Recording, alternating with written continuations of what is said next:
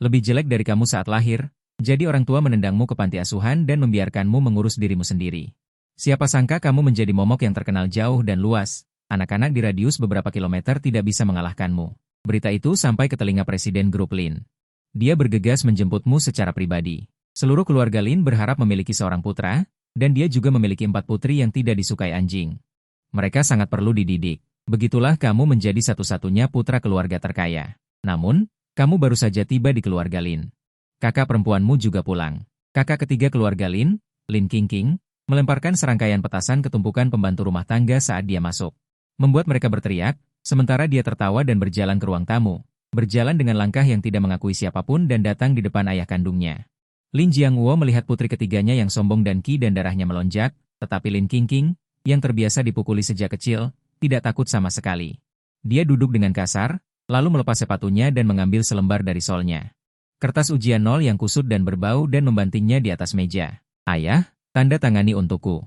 Lin Jiangwo menahan diri untuk waktu yang lama sebelum tidak memasukkan sepatu Lin Qingqing yang dilepas ke mulutnya. Pergi. Segera pergi ke atas. Jika kamu tidak menandatanganinya, maka jangan menandatanganinya. Lin Qingqing menatapnya dengan licik. Wajah kecil yang jelas ingin belajar imut, tetapi kebetulan memiliki tanda lahir merah tua. Lin Qingqing mengira rumahnya berhantu. Dia takut pada hantu sejak kecil. Dia tidak peduli dengan rasa sakit di tubuhnya dan langsung merangkak ke arah ayahnya dengan tangan dan kakinya. Memeluk paha tidak cukup, dia juga ingin masuk ke tengah paha ayahnya, berharap bisa mengecilkan dirinya menjadi organ ayahnya. Lin Jiangwo menampar kepalanya. Siapa bilang ada hantu? Ini adikmu. Ini adalah putra yang baru saja diadopsi olehku dan ibumu. Mendengar itu bukan hantu, Lin Qingqing langsung tidak takut.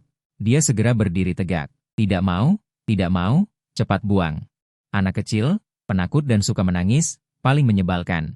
Begitu kata-kata itu diucapkan, dia dipukuli habis-habisan oleh Lin Jiangwo. Ini pertama kalinya kamu masuk rumah. Menikmati ayah memukuli putrinya. Jangan bilang itu cukup menyenangkan. Lin Qiu sudah menuruni tangga. Mendekat ke telinga Lin Qingqing dan berkata dengan sungguh-sungguh, "Kakak, aku tidak penakut. Aku tidak takut hantu. Aku juga tidak akan lari ketakutan." Karena suara ini terlalu imut, sehingga Lin Qingqing, yang terbiasa melakukan kejahatan, juga terpana. Tetapi ketika dia bereaksi, "Kamu sedang mengajariku?" Dia langsung malu dan marah. "Pergi dari sini.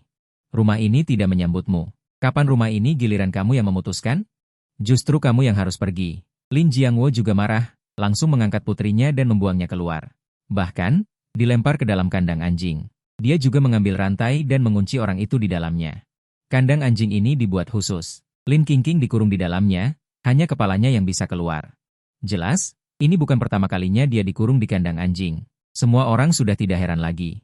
Hanya kamu yang berdiri tidak jauh, dengan rasa ingin tahu mengamati Lin Qingqing. Kakak perempuan ini sepertinya sangat sulit diatur. Di tempatmu dulu berada, menghadapi anak kecil seperti ini harus dengan kekerasan. Kamu sedang berpikir. Lin Qingqing tiba-tiba meludah ke arahmu. Kamu dengan cepat menghindar, ludah itu tidak mengenai tubuhmu. Tapi masih mengenai pakaian yang baru diganti. Anak nakal ini, kamu marah hingga wajah kecilmu meledak. Kamu bergegas maju dan langsung menyerang kepala Lin Qingqing. Sejak menjadi AC di organisasi pembunuh sebelum reinkarnasi. Sudah lama tidak ada yang berani mengganggumu seperti ini. Tangan kecilmu gemuk, jari-jarimu juga pendek. Lin Qingqing merasa otaknya berdengung setelah dipukul. Ketika dia menyentuhnya, tidak ada luka. Tapi 100 kali lebih sakit daripada dipukul oleh ibunya. Terkunci di kandang anjing, dia tidak bisa menghindar. Bahkan mengangkat tangan untuk melindungi diri pun tidak bisa. Akhirnya, dia hanya bisa memejamkan mata dan berteriak-teriak. "Berhenti, berhenti, aku minta maaf, aku yang salah." Namun, Lin Qingqing hanya meminta maaf di mulut, dalam hatinya dia tidak terima. Setelah dia keluar dari kandang anjing, dia pasti akan membuatmu tahu betapa hebatnya dia. Di lantai atas, Lin Jiangwo melihat sendiri kedua anak itu, atau lebih tepatnya melihat putranya yang baru saja diadopsi. Secara sepihak memukuli putrinya yang nakal, dan bahkan membuat Lin Qingqing meminta maaf. Hatinya sangat terharu. "Mungkin kamu benar-benar bisa membantunya mengatur rumah ini." Beberapa gadis nakal yang sudah tidak bisa diselamatkan. Dia segera menyuruh pelayan membawakan sepiring kue. Lalu membawanya kepada putranya. "Lele, kamu lelah ya? Ayo, makan camilan." Saat melewati Lin Qingqing yang dikurung di kandang anjing, dia juga dengan santai mengeluarkan sapu tangan dari sakunya dan langsung menyumpalkannya ke mulut putri ketiganya. Seluruh rangkaian gerakan itu sangat lancar. Jelas, dia sudah melakukannya berkali-kali. Kamu mengikuti Lin Jiangwo ke meja makan. Ekspresi di wajahmu sudah berubah menjadi patuh dan imut. Kamu berkata dengan manis, "Terima kasih, sayang." Kamu kebetulan merasa lapar. Sambil menggigit kue, kamu menghirup napas dengan puas. Reinkarnasi itu bagus ya. Kamu bisa makan dengan santai, dan tidak perlu khawatir ada orang yang akan menyabotase. Memegang AK-47 dan menodongkan ke dirimu sendiri. Di kehidupan sebelumnya, kamu dibesarkan oleh organisasi pembunuh sejak kecil. Pada usia 13 tahun, kamu menjadi pembunuh top. Memiliki banyak identitas yang membuat orang ketakutan. Tetapi sebanyak orang yang ingin membayar untuk menyewamu, sebanyak itu pula orang yang ingin membunuhmu. Akhirnya kau bosan dengan kehidupan pedang dan darah, lalu berencana berpura-pura mati bersama dua rekanmu untuk keluar dari organisasi. Siapa sangka, di pesawat menuju kehidupan baru, kau malah mengalami ledakan besar. Saat terbangun, kau telah bereinkarnasi menjadi bayi kecil ini. Untungnya, namamu sudah dianggap mati di daftar organisasi. Sekarang kau hanya ingin menjalani hidup baru. Sambil berpikir, kau perlahan-lahan memakan camilan. Pipimu menggembung, sama sekali tidak menyadari betapa lucunya dirimu hingga membuat hati ayahmu berdebar kencang. Otaknya meledak-ledak. Dalam hatinya ia bergumam, bagaimana bisa putranya selucu ini? Sungguh berharap istrinya cepat selesai syuting dan pulang untuk melihat putra pilihan hatinya. Kau mengangkat kepala dengan sedikit bingung.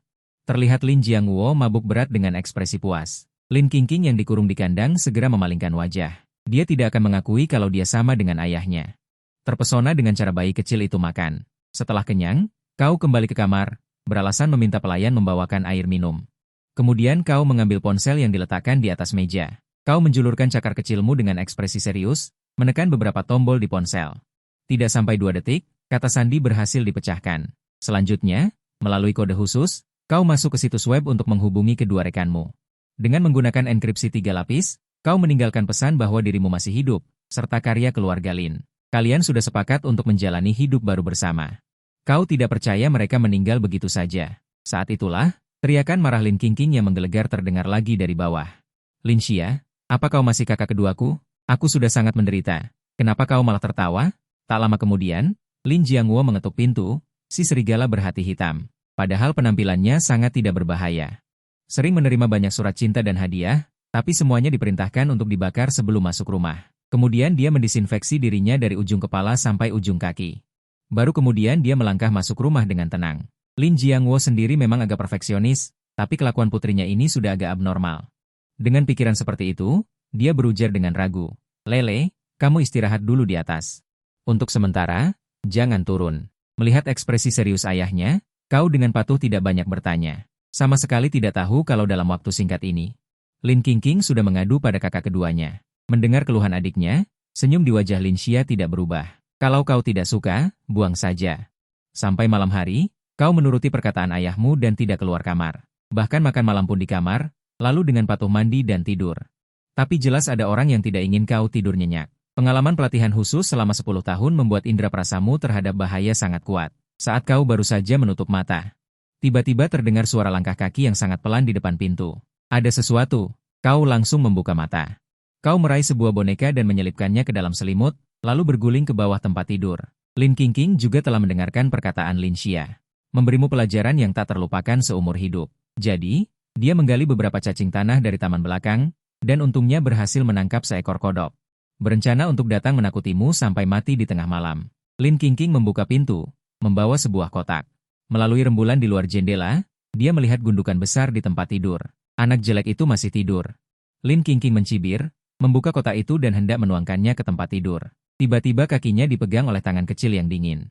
Lin Qingqing gemetar seluruh tubuhnya. Kemudian dia melihat wajah merah darah perlahan muncul dari bawah tempat tidur. Ah, ada hantu. Kakak ketiga yang tadi ingin menertawaimu, aku kebetulan melihat Lin Qingqing merangkak keluar dari kamarmu saat aku datang. Setelah melihat ayah, dia seperti melihat penyelamat, lalu memutar matanya dan pingsan. Lin Jiangwo juga tidak mempedulikannya, segera bergegas masuk ke kamar dan menyalakan lampu. Dia melihat beberapa cacing tanah merayap di lantai. Ada juga seekor kodok yang berbunyi, kuak-kuak-kuak, dan kau duduk di tanah dengan tatapan kosong, terlihat sangat polos. Kali ini, Lin Jiangwo langsung mengangkat Lin Qingqing yang pingsan, dan langsung memukulinya dengan keras. Biar kau menggertak adik. Seharusnya aku tidak mengeluarkanmu dari kandang anjing. Lin Qingqing terbangun karena pukulan itu. Saat itu, dia menyadari bahwa dia telah ditipu lagi oleh anak jelek itu. Seketika dia membuka mulutnya dengan sedih dan melolong keras. Sebenarnya siapa yang menggertak siapa? Ayah? Kakak ketiga hanya nakal saja, jangan memukulinya sampai rusak. Ibu akan sakit hati nanti kalau pulang. Kakak kedua Lin Xia maju ke depan untuk menenangkan dan membelai kepala Lin Qingqing. Jangan ribut. Kalian berdua sama saja, bukan orang baik. Kembali ke kamar kalian. Lin Jiangwo melihat kedua putrinya yang menyusahkan. Emosinya melonjak. Untungnya, kakak tertua dan keempat tidak pulang hari ini. Kalau tidak aku pasti akan mati karena marah di lorong ini. Saat itu, Asiu mendengar suara itu dan bergegas datang. Dia menahan rasa takutnya dan mengambil cacing tanah dan kodok di lantai, dan memasukkannya kembali ke dalam kotak. Tuan muda, jangan takut. Semua serangga itu sudah diambil. Kau menatapnya dengan sedikit linglung. Dulu, orang lain ingin membunuhmu dengan pistol dan pedang. Ini pertama kalinya ada yang menyerangmu dengan serangga. Kau merasa sangat segar. Pada saat yang sama, kau benar-benar menyadari bahwa hidupmu sekarang benar-benar berbeda dari sebelumnya. Asiu, kau baik sekali. Karena Asiu jelas takut tetapi masih menghiburmu, kau berterima kasih dengan tulus dan menunjukkan senyum lebar. Ketika Lin Jiangwo masuk, yang dilihatnya adalah kau tersenyum dengan dua lesung pipit kecil. Dia juga menghela napas lega. Gadis-gadis nakal di rumah ini terlalu sulit diatur. Lele, maaf, ayah tidak menjaga kedua kakakmu dengan baik. Sambil berkata demikian, dia mengangkatmu dan mengangkat tangannya untuk menyentuh tanda lahir di wajahmu. Ayah sudah bertanya pada dokter. Tanda di sini bisa dihilangkan melalui operasi. Bagaimana kalau kita melakukan operasi seminggu lagi? Kau memiringkan kepalamu. Meskipun tanda lahir ini dapat menutupi kekurangan, kau memiliki cara lain untuk menghadapinya. Jadi kau mengangguk dengan senang. Terima kasih, ayah. Sementara itu, Lin Qingqing, yang biasanya tidak takut pada apapun, benar-benar ketakutan dan trauma olehmu.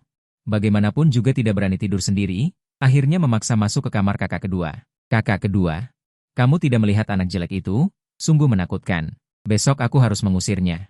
Baiklah, aku akan menunggu dan melihat. Lin Xia masih tersenyum. Karena begitu diharapkan oleh kakak kedua, Lin Qingqing merasa bersemangat dan memikirkan banyak cara untuk membuatmu keluar dari keluarga Lin.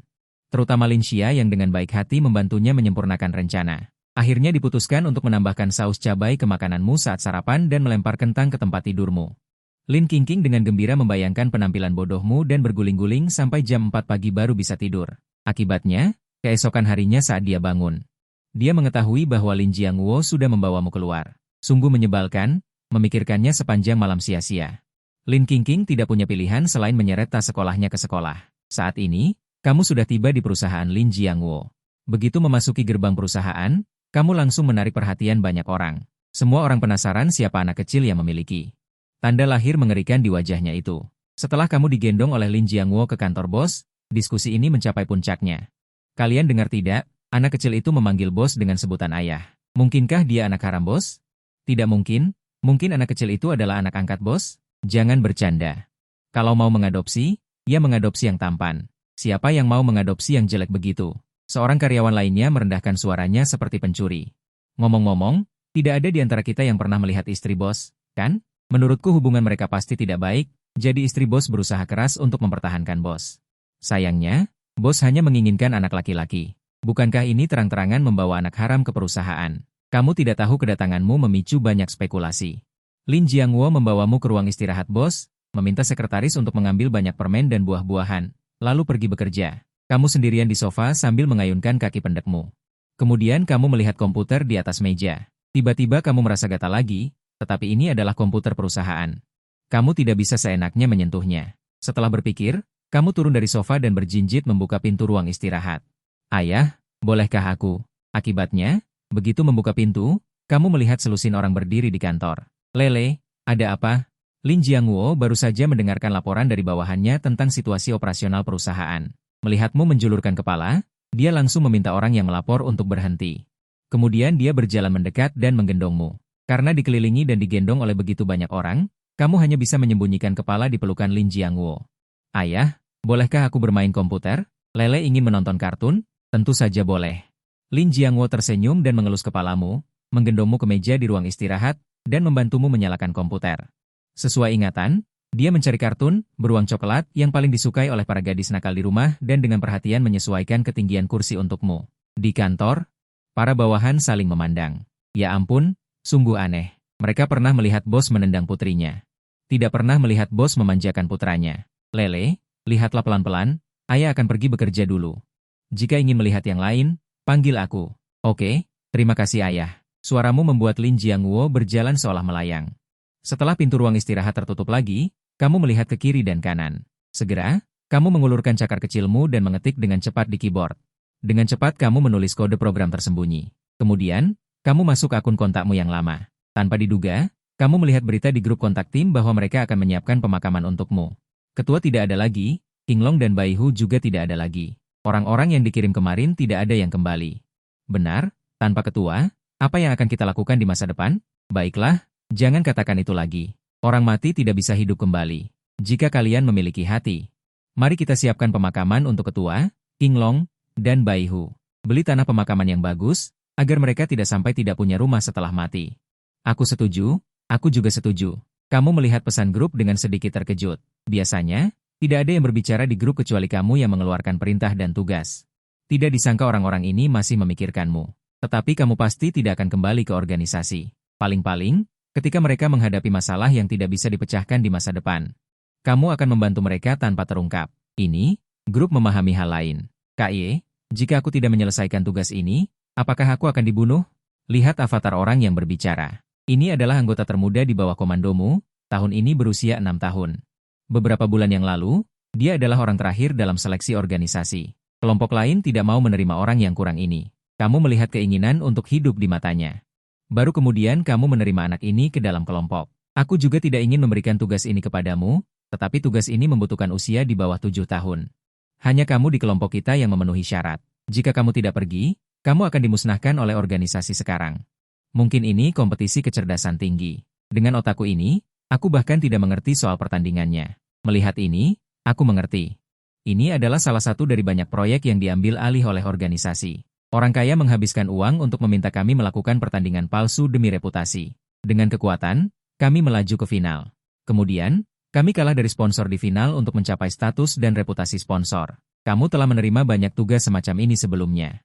Tugas seperti ini adalah yang paling aman bagi orang yang mampu karena tidak ada bahaya bagi kehidupan. Bagi orang yang tidak mampu, itu adalah tugas yang mustahil untuk diselesaikan. Sial, seandainya ketua masih ada. Konon sponsor kali ini mengeluarkan 5 juta. Jika Xiao 18 gagal, hanya ada jalan buntu. Bisakah kita mencari orang untuk membantu Xiao 18 mengikuti kompetisi? Kudengar kompetisi kali ini dilakukan secara online. Tidak perlu memperlihatkan wajah, asalkan usianya di bawah 7 tahun, bisa ikut. Kamu mengatakannya dengan mudah. Kompetisinya besok. Di mana kamu akan mencari anak ajaib ber-IQ tinggi di bawah 7 tahun? Memberi orang-orang di grup. 10 menit kemudian, seseorang menghubungimu dan memberimu satu set soal. Setelah melihat jawaban yang hampir sempurna, mata semua orang berbinar. Mereka semua merasa Xiao 18 terselamatkan. Kamu hanya mengungkapkan bahwa kamu berusia 4 tahun ini. Dan IQ-MU mencapai 300. Tidak ada yang lain yang kamu katakan. Semua orang mengira mereka beruntung mendapatkan anak ajaib. Organisasi menghabiskan 500.000 untuk menyuapmu agar kamu bermain curang. Demi membuatmu lolos, organisasi entah dari mana mendapatkan. Semua data peserta dikirim, dan aturan pertandingan dijelaskan secara rinci melalui panggilan suara. Setelah kamu memahami aturan, kamu sedang mempelajari lawan, tetapi di antara banyak data, kamu melihat seseorang yang familiar, Nona Lin Yu dari grup Lin. Berusia 5 tahun, IQ 280, tidak ada foto. Tetapi itu cukup bagimu untuk menilai bahwa ini adalah kakak perempuan keempat. Selain informasi dasar, data tersebut berisi beberapa halaman catatan penghargaan. Kakak keempat memang tidak sederhana. Di usia muda, dia telah meraih semua penghargaan tertinggi remaja. Riwayatnya sangat bagus hingga membuat iri. Kompetisi kecerdasan tinggi anak-anak tingkat internasional ini, hadiah pertama adalah 4 juta. Juara final dapat memilih untuk mengungkapkan identitas atau tetap misterius. Oleh karena itu, orang-orang yang menginginkan ketenaran, uang, atau ingin membuktikan diri mendaftar untuk berpartisipasi. Setelah kamu selesai membaca, hapus email tersebut. Semua data tersimpan di otakmu. Kamu hanya berharap kompetisi tidak bentrok dengan kakak keempat. Tugasmu hanya mencapai final. Kalah dari pemilik modal yang membayar untuk ketenaran. Setelah menghapus email, kamu mulai mencari bank soal untuk menguji diri sendiri. Setelah melakukan lebih dari 1 jam, kamu mendengar langkah kaki. Kamu dengan cepat menutup halaman soal dan membuka beruang Bonnie. Kamu duduk dengan patuh di kursi menonton beruang besar dan beruang kecil. Lele lagi nonton apa? Ayah mau aja kamu makan siang. Ya? Oke deh. Setelah makan siang, kamu menghabiskan sore untuk mengerjakan soal. Beberapa soal sangat sulit, bahkan kamu harus meluangkan waktu untuk berpikir. Kamu bahkan bertanya-tanya mengapa soal sesulit ini diberikan kepada anak-anak di bawah usia 7 tahun. Kompetisi dilakukan melalui aplikasi seluler. Peserta mengerjakan soal di aplikasi. Juri dapat memasuki ruangan untuk melihat. Selama kompetisi, Juri dapat online melalui aplikasi. Untuk melihat langkah-langkah dan kemajuan peserta dalam mengerjakan soal. Karena tingkat kesulitan soal tinggi, mereka tidak khawatir tentang kecurangan.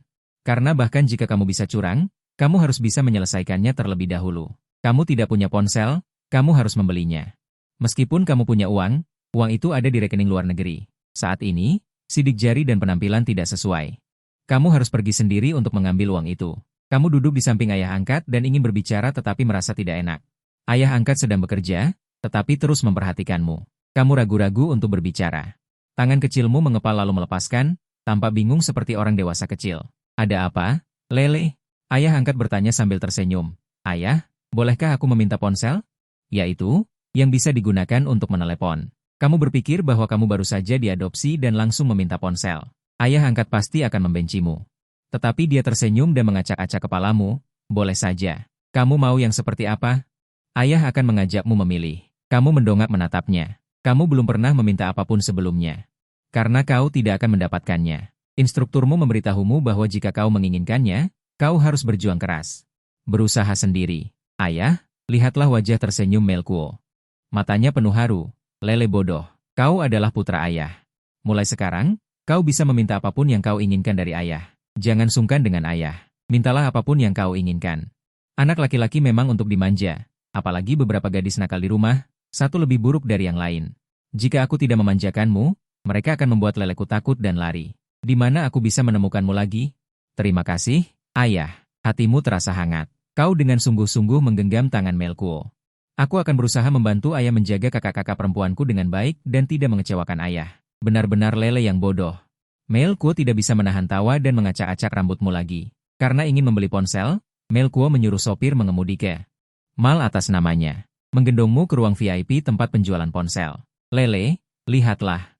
Mana yang kau suka? Di ruang VIP, harga ponsel terendah adalah 5 digit. Bagaimana dengan yang biru ini? Apakah kau menyukainya? Ada pesawat kecil. Atau yang ini yang ada robotnya? iPad ini juga terlihat bagus. Apakah Lele menyukainya? Bagaimana kalau kita beli semuanya saja? Selera pria lurus Melkuo terlihat jelas. Selama dia melihat sesuatu yang biru dan keren, dia ingin membelikannya untukmu. Bahkan sebelum kau sempat berbicara, Melkuo sudah tersenyum dan menggesek kartunya. Membeli selusin ponsel. Kau berkedip. Kau hanya ingin satu ponsel. Tetapi ayah memberimu setumpuk. Lele, lihat. Di sini ada dasi yang tampan. Di sini juga ada jas kecil yang keren. Dan ini, Melkuo langsung berubah menjadi maniak belanja saat memasuki mal. Dalam sekejap mata, lehermu penuh dengan dasi warna-warni. Jas di tubuhmu juga sudah berganti beberapa set. Melkuo sangat suka membeli mobil mainan. Saat meninggalkan mal, dia juga menghubungi penanggung jawab mal dan memanggil beberapa mobil khusus untuk mengangkut pakaian yang dia beli. Sepatu kulit, dasi, dan mobil mainan. Kau diam-diam memutuskan bahwa kau tidak boleh membiarkan ayah membawamu ke mal lagi di masa depan. Terlalu menakutkan. Dalam waktu setengah jam, Melkuo membeli beberapa mobil barang. Melirik orang-orang di mal yang memindahkan pakaian ke mobil. Sekarang sudah pukul 6:02 sore. Dia mengangkatmu dan bertanya, Lele tidak lapar? Bagaimana kalau ayah mengajakmu makan malam mewah? Dia tidak ingin pulang. Tidak ingin melihat gadis-gadis nakal yang menyebalkan itu, hanya ingin membawamu menikmati kesenangan. Kau lihat mata ayah bersinar saat melihat dasi. Berdehem dingin dan menunjukkan senyum cerah. Baik. Ayah ingin makan apa? Lele yang traktir. Senyum ayah semakin lebar. Lele yang traktir? Oke. Kalau begitu ayah berterima kasih atas undangan Lele. Dia pikir kamu bercanda, lagi pula kamu baru 4 tahun, bagaimana mungkin kamu bisa mentraktir? Masuk ke restoran barat, kamu bilang ingin ke toilet, dan bersikeras tidak ingin ditemani. Dia pikir kamu malu, jadi dia meminta pelayan mengantarmu pergi. Akibatnya, dia baru saja selesai memesan. Terdengar suara biola merdu. Suaranya tidak keras, tapi sangat lincah. Ayah terpesona dan mendongak. Terlihat seorang anak laki-laki memakai topeng berbentuk bulan berdiri di atas panggung pertunjukan. Dia dengan serius memainkan biola. Meskipun hanya setengah wajahnya yang terlihat, rambut pendeknya yang tampan dan mata kecilnya yang fokus membuat ayah langsung mengenali bahwa ini adalah putranya. Harus dihentikan. Restoran barat itu meledak dengan tepuk tangan meriah. Seorang anak laki-laki berusia 3 atau 4 tahun bisa memainkan lagu dengan standar seperti ini. Benar-benar sulit dipercaya. Para tamu yang datang makan di sini semuanya memiliki identitas yang tidak rendah. Tentu saja mereka bisa mendengar bahwa lagu ini adalah level master. Ini bukan anak kecil, ini jelas seorang jenius musik. Ketika semua orang masih terkejut, seorang wanita tua berdiri dengan tidak sabar dan berjalan cepat menghampirimu. Nak, Siapa gurumu? Kamu berkedip dan menjawab dengan patuh, tidak ada guru. Saya belajar sendiri. Belajar sendiri? Suara wanita tua itu bergetar karena kegembiraan. Maukah kamu menjadi muridku? Dia menatapmu dengan penuh harap. Lin Jiangwo merasa gugup. Dia takut putranya akan diculik. Kerumunan orang yang menonton sudah heboh. Ya Tuhan! Bukankah itu Pak Tua Bai? Bukankah dia sudah lama mengatakan tidak akan menerima murid? Para petinggi dari berbagai daerah ingin mengirim anak-anak mereka untuk menjadi murid. Tetapi semuanya ditolak mentah-mentah olehnya. Sekarang dia benar-benar berinisiatif bertanya kepada seorang anak laki-laki. Lin Jiangwo tidak peduli tentang ini. Begitu dia melihat seorang wanita tua mendekati putranya, dia segera berdiri dengan waspada. Dia bergegas ke atas panggung dan mengangkatnya. Matanya sedingin pisau. Apa yang ingin kamu lakukan? Ini anakku. Dia tidak mengerti seni dan tidak mengenal wanita tua di depannya. Dia hanya merasa bahwa orang tua ini menatap putranya dengan tatapan yang aneh, benar-benar seorang penculik. Merasa terancam. Pak Tua Bai tidak pernah serendah hati ini seumur hidupnya. Tuan, Anda jangan salah paham. Saya melihat bakat Lin Gongzi dalam bermain biola sangat tinggi, saya tidak tega jika bakatnya terpendam. Karena itulah saya datang bertanya. Mendengar pujian tentang putranya, raut wajah Lin Jiangwo sedikit melunak. Anda memang punya mata yang bagus. Leleku tentu saja yang terbaik. Malu hingga ingin masuk ke dalam tanah. Sifat narsis ayah ini benar-benar tak tertahankan. Bakat musik apa yang kau punya? Hanya untuk mendapatkan makanan saja. Lin Gongzi. Bai Lao belum selesai bicara. Lin Jiangwo sudah menyambung. Putri-putriku juga punya bakat seni. Putri sulung pandai bermain piano. Putri kedua juga lumayan dalam bermain guzheng. Biola cello putri bungsu bahkan pernah memenangkan penghargaan. Menyebut putri ketiga, Lin Jiangwo tanpa sadar memutar matanya. Gadis nakal ini memilih erhu sebagai alat musik, dan setiap malam memainkan sayur kol di depan pintu, memakai kacamata hitam dan meletakkan mangkuk. Membuatku kesal. Sambil berkata demikian, tatapannya padamu kembali penuh kebanggaan. Lele, apakah kamu ingin belajar bermain biola dengan nenek ini? Kau menatap Lin Jiangwo, lalu melirik nenek tua itu. Dengan wajah serius kau bertanya, apa kau tidak akan meminta bayaran? Bai Lao buru-buru menggelengkan kepala. Tidak, tidak. Asalkan Lele mau belajar dengan nenek, nenek tidak hanya tidak akan meminta bayaran. Nenek bahkan akan memberimu biola terbaik. Mendengar itu, Lin Jiangwo kembali mengerutkan kening. Tidak meminta bayaran? Tidak ada makan siang gratis. Ini pasti penipu. Lele, jika kamu ingin belajar, ayah akan mencarikan guru termahal untukmu. Hati terasa hangat, tapi teringat ayah sudah banyak mengeluarkan uang untuknya, kau berkata dengan canggung. Ayah, biarkan nenek ini mengajariku selama 2 hari dulu. Jika dia penipu, ayah bisa mencarikan guru lain untukku. Lin Jiangwo ragu sejenak, melihatmu menatapnya dengan penuh harap, dia pun dengan enggan mengangguk. Harus diantar lagi, tapi mengingat bakatmu, sedikit pengorbanan ini tidak masalah. Kau menukar biola dengan makan malam yang mewah. Memperhatikan Bai Lao di dekat jendela terus melihat ke arah sini, kau memiringkan kepala dan berpikir. Setelah mendapatkan persetujuan Lin Jiangwo, kau melangkah dengan kaki pendekmu dan berjalan menghampiri. Nenek, apakah nenek mau datang dan makan bersama kami? Tentu saja. Setelah diundang, Bai Lao terus menatapmu tanpa henti. Semakin dilihat, semakin merasa anak ini sangat berharga. Lin Jiangwo menyipitkan mata dengan wajah penuh kewaspadaan. Dalam hati dia bergumam, nenek tua ini pasti ingin menculik anakku. Harus dijaga ketat. Saat bermain musik, kau selalu memakai topeng, baru dilepas saat makan. Saat Bai Lao melihat wajah aslimu, pupilnya menyusut tajam, matanya penuh dengan kesedihan dan penyesalan, tetapi kamu tersenyum dan menghibur. Nenek, tidak apa-apa. Beberapa hari lagi papa akan mengajakku operasi hidung. Kalau begitu, aku bisa menjadi tampan. Bahkan jika tidak dioperasi, lele kami tetap yang paling tampan. Lin Jiangwo tampak bangga. Dia akhirnya mengadopsi seorang putra yang tidak ditakut-takuti oleh anak-anak perempuannya sendiri. Bagaimanapun dia melihatnya, dia merasa senang. Dulu teman-teman membawa putri mereka untuk pamer, tetapi semuanya ketakutan dan menangis keras. Sekarang dia tidak khawatir sama sekali. Sebaliknya, dia menunggu untuk melihat bagaimana putranya membereskan gadis-gadis nakal itu. Benar-benar anak yang baik. Bai Lao mengulurkan tangan untuk menyentuh kepalamu, tetapi dihalangi oleh Lin Jiangwo dengan sumpit. Dia hanya bisa menarik tangannya dengan malu-malu dan mengeluh dalam hatinya. Murid kecil ini sangat baik, sayang sekali ayah ini tidak becus. Setelah makan, Lin Jiangwo takut Bai Lao akan ikut pulang. Dia buru-buru meninggalkan alamat, menggendongmu dan lari. Di jalan dia tidak lupa untuk berpesan. Lele ingat, orang-orang yang tiba-tiba berbuat baik padamu adalah orang jahat. Jika bertemu, kamu harus menghindarinya sejauh mungkin. Jika tidak mereka akan menculikmu untuk dijual. Kamu berkedip dan tiba-tiba tersenyum. Sayang, apakah kamu sedang membicarakan dirimu sendiri? Lin Jiangwo tersedak dan melotot. Bukan, Sayang itu orang baik. Selain sayang, semua orang adalah orang jahat. Baiklah, kamu mengangguk patuh, tetapi dalam hati kamu sangat gembira. Ketika sampai di rumah, sudah pukul 8 malam. Rumah itu sunyi senyap, Lin Jiangwo sedikit terkejut. Hari ini, gadis-gadis nakal itu ternyata tidak ada yang pulang. Biasanya berisik sekali, hari ini jarang sekali tenang. Dia merasa sangat senang. Baru saja menggendongmu masuk ke ruang tamu, Su Xiao-xiao berlari keluar dari kamar. Mengenakan piyama tipis yang tembus pandang, dengan sengaja menggosokkan diri ke pelukan Lin Jiangwo. Jiangwo, kamu sudah pulang. Dia bilang ingin menggendongmu, tetapi tubuhnya hanya bersandar pada Lin Jiangwo. Kamu dengan cepat dan cekatan mengulurkan kedua cakar kecil, dengan keras menekan dada Su Xiao-xiao. Kakak Su, kamu bodoh sekali.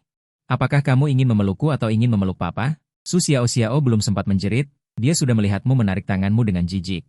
Wajahnya yang polos membuat giginya gatal. Wajah Lin Jiangwo menjadi muram. Ah Siu, Su Xiao-xiao merasa ada yang tidak beres dan segera mundur. Tentu saja aku ingin memelukmu. Kamu memiringkan kepala. Lalu, kenapa kamu ingin mencengkram lenganku? Su Xiao-xiao sangat marah hingga ingin menamparmu. Dalam hati dia mengutuk, anak jelek ini benar-benar mengganggu. Ah Siu mendengar teriakan itu dan segera berlari turun dari lantai atas. Tuan, saya di sini. Bawa tuan muda ke atas, mandikan dia. Lin Jiangwo melambaikan tangannya. Baiklah, tuan. Ah Siu menerima perkataan itu. Menoleh ke arah Lin Qingqing dan berkata, Lele, naik dulu ke atas bersama Suster Ah Siu. Ayah ada urusan sebentar. Oke. Kamu tersenyum sambil melambaikan tangan kecil ke arah Lin Jiangwo.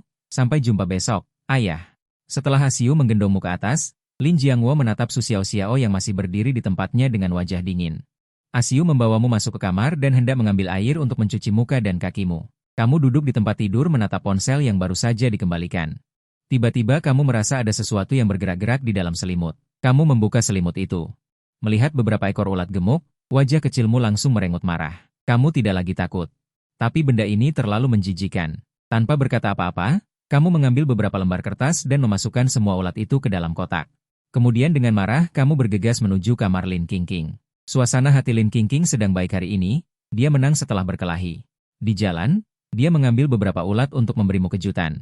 Dia memasukkan ulat itu ke dalam selimutmu saat tidak ada yang memperhatikan. Membayangkanmu menangis histeris ketakutan, dia hampir tidak bisa menahan tawanya. Mendengar suara dari bawah. Dia bersembunyi di dalam selimut sambil tertawa diam-diam. Tiba-tiba selimutnya ditarik paksa. Kamu berdiri di depan tempat tidurnya dengan wajah dingin. Suster ketiga, aku sangat suka hadiahmu. Kamu mencibir. Ambil ini, sekarang aku juga akan memberimu hadiah. Ah, jeritan Lin Qingqing menggema di seluruh villa. Lin Jiangwo yang sedang mengurus Su Xiao-xiao di bawah mengerutkan kening mendengar jeritan itu. Dia berbalik dan bergegas naik ke atas. Begitu masuk ke kamar, dia melihat putri ketiganya menangis terisak-isak di depan tempat tidur. Sambil muntah dan berteriak, dia iblis, aku tidak mau adik seperti itu. Usir dia, usir dia. Lin Jiangwo mengangkat putrinya. Melirik ulat yang masih merayap di lantai, dia langsung mengerti apa yang terjadi. Dasar gadis nakal.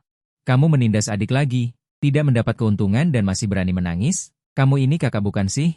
Sambil berkata demikian, Lin Jiangwo menampar bagian belakang kepalanya. Lin Qingqing terkejut sesaat, lalu dengan keras kepala menutup mulutnya. Berbalik dan menatapmu dengan ganas, ingin menelanmu hidup-hidup. Kamu menjulurkan lidah padanya.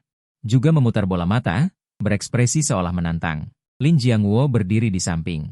Melihat kedua anak kecil ini dalam posisi tegang, sudut bibirnya berkedut. Dia langsung menyerah untuk menengahi.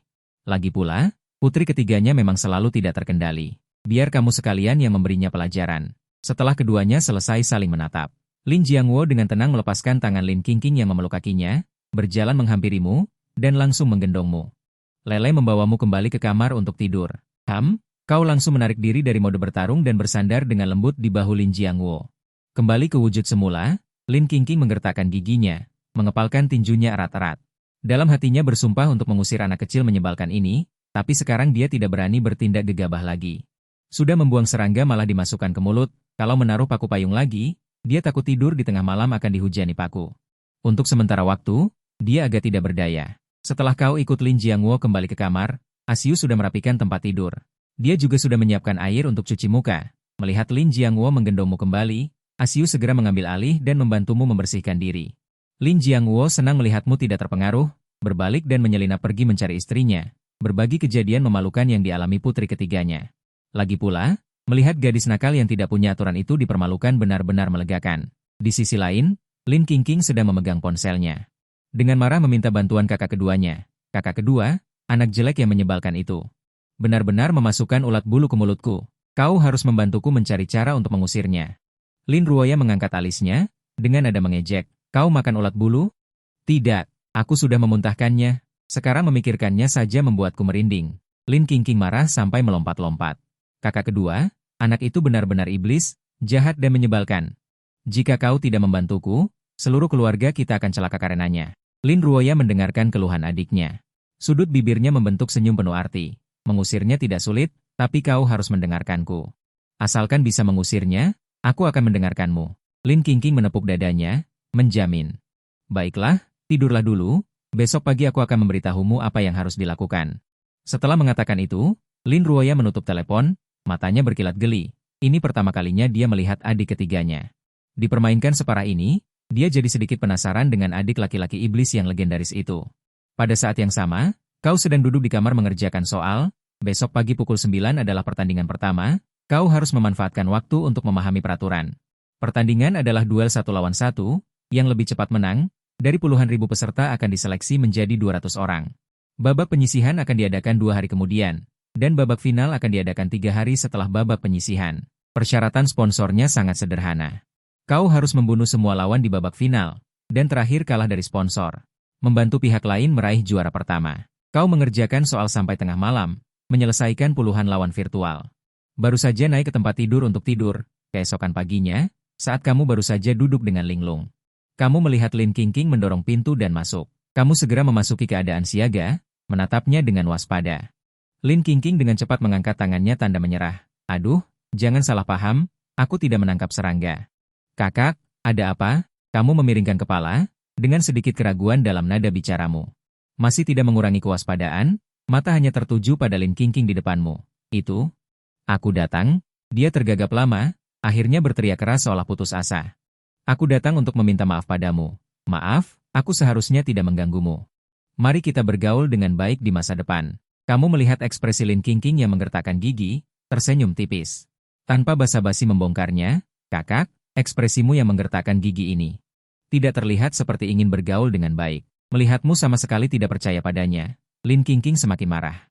Aku sudah tahu aku salah, sudah datang untuk meminta maaf padamu, aku juga yang terluka kemarin. Apakah kamu tidak seharusnya memaafkanku? Tidak memaafkan.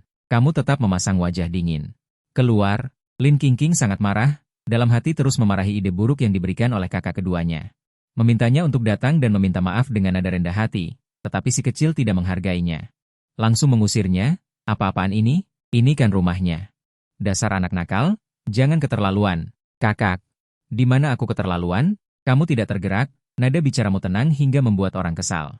Begitu datang, kamu langsung menggangguku. Apa aku tidak boleh melawan? Sekarang kamu bilang ingin bergaul baik denganku. Tapi apa kamu pikir aku tidak bisa melihat bahwa kamu sedang berpura-pura? Kamu sama sekali tidak ingin berbaikan denganku, kan? Lin Qingqing langsung kehilangan kata-kata, hatinya merasa bersalah. Bagaimana dia bisa melihatnya dalam sekejap? Dia jelas-jelas berakting dengan cukup baik, dasar anak nakal, masih kecil, kenapa begitu pintar? Setelah dibongkar, dia marah hingga melompat-lompat, tetapi tidak berdaya. Langkah pertama yang diajarkan kakak kedua telah gagal. Benar-benar menjengkelkan. Kakak, aku mau bangun dan ganti baju. Silakan keluar. Kamu memberikan perintah pengusiran, dengan nada yang tidak memungkinkan untuk dibantah. Lin Qingqing benar-benar tidak masuk akal, benar-benar membuatku marah. Di ujung telepon. Setelah selesai berlari, Ling Xia mendengar adiknya berteriak dari sana, membuatnya menghela napas. Anak laki-laki umur 4 tahun saja tidak bisa kau atasi? Benarkah kau nona muda ketiga dari keluarga itu? Dia bukan anak laki-laki berusia 4 tahun. Dia sangat cemas hingga menghentak-hentakan kakinya. Kau belum pernah melihatnya, kan? Ketika wajah kecilnya menjadi serius, itu sangat menakutkan, dan matanya seperti sinar X. Rasanya seperti bisa menembus pikiran seseorang. Apa yang kau katakan terlalu dibesar-besarkan. Ling Xia jelas tidak percaya. Baiklah, tunggu aku kembali nanti malam dan lihat, aku tidak percaya.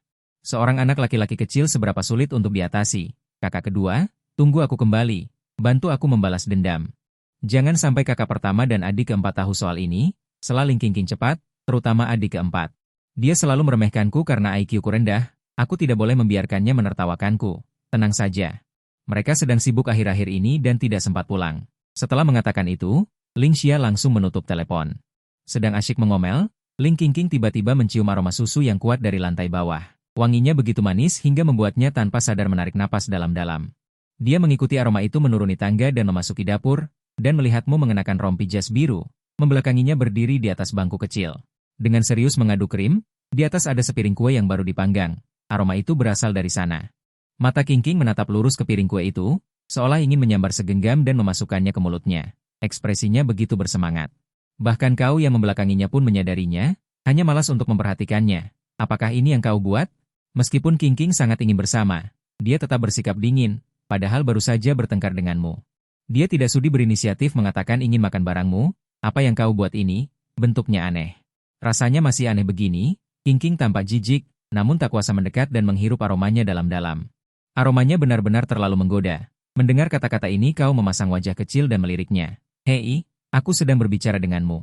Apa yang kau buat ini? Bisakah kau membuat kue? Jangan-jangan ada racunnya? Sambil berkata begitu, Ling Qingqing mengulurkan tangan hendak mengambilnya. Tetapi belum sempat menyentuh, kau sudah menamparnya. Wajah Ling Qingqing sudah memerah karena marah, sementara kamu malah tertawa mengejek, sama sekali tidak menghargainya. Kakak, barang yang aku buat beracun, agar kau tidak keracunan, sebaiknya jangan disentuh. Lagi pula bentuknya aneh, rasanya juga aneh, pasti sangat tidak enak. Mendengar ejekan itu, wajah Ling Qingqing memerah padam. Cih, cuma kue kecil, keluarga kami punya banyak uang, tidak sudi aku. Dia akan keluar untuk membelinya, apa istimewanya? Tapi kakinya terasa berat untuk melangkah. Aroma itu terus menusuk hidungnya, apalagi saat kamu mengabaikannya dan terus memanggang, melihatmu dengan lincah mengaduk susu dan telur. Adonan dibentuk menjadi bentuk-bentuk kecil yang lucu, lalu dimasukkan ke dalam oven. Jelas sekali ini adalah tangan tikus. Tak lama kemudian aroma harum itu kembali menyebar, perut Ling Qingqing berbunyi keroncongan. Sebentar lagi sekotak kue kecil yang baru akan keluar dari oven. Dia tidak tahan lagi. Saat kamu mengaduk, dia tiba-tiba menyerbu dan merebut sebagian besar kue itu. Tidak hanya merebut, dia juga berteriak bahwa makanan yang tidak enak seperti ini tidak ada yang mau. Aku akan bantu membuangnya.